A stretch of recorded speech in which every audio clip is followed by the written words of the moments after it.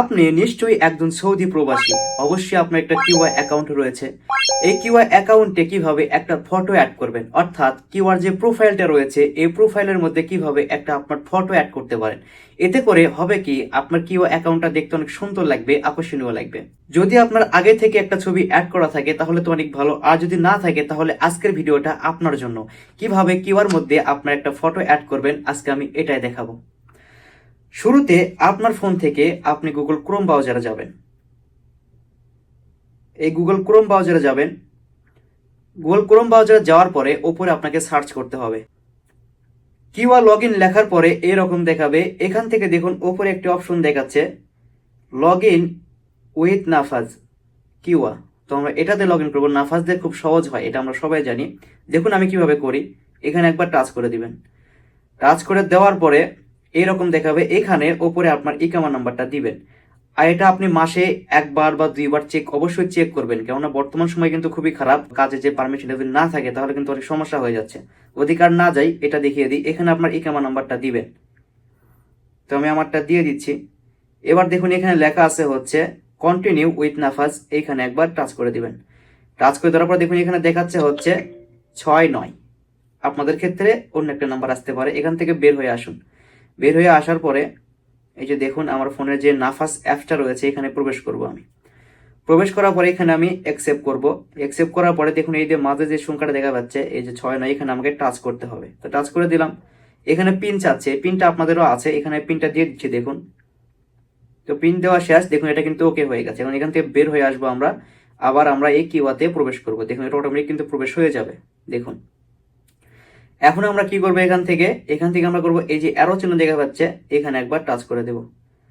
Touch করে দেওয়ার পরে দেখুন এখানে এরকম দেখাবে, অর্থাৎ আমার এটা দেখাচ্ছে মানে আমার যে মুআসসাসা বা ভিসা এটা দেখাচ্ছে কাজ, আমি যেখানে কাজ করি।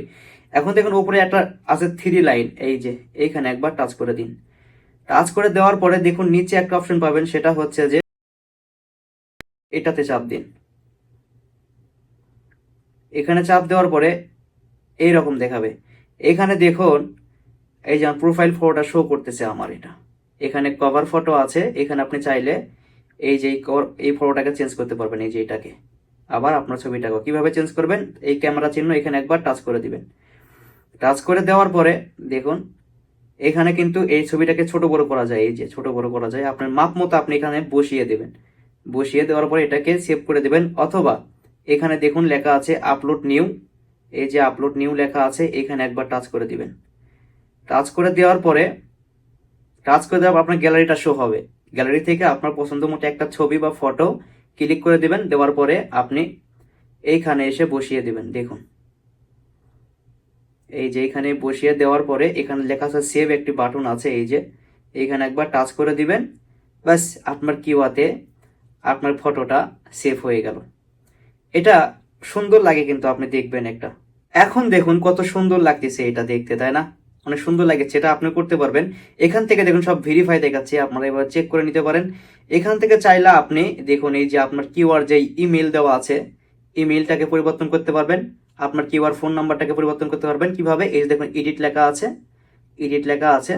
এখানে চাপ দিয়ে আপনি এই নাম্বার বা ইমেল পরিবর্তন করতে পারবেন। যদি না পারেন আমাকে কমেন্টে জানাবেন, আমার একটা ভিডিও দেওয়ার চেষ্টা করবো ইনশাআল্লাহ। খুব সহজে এটা চেঞ্জ করতে পারবেন। আর যদি ভিডিওটা ভালো লেগে থাকে তাহলে অবশ্যই চ্যানেলটাকে সাবস্ক্রাইব করুন, অন্যকে শেয়ার করে দিন। সবাই ভালো থাকুন। আবার দেখা হবে নতুন আর একটা ভিডিও নিয়ে। আল্লাহ হাফেজ।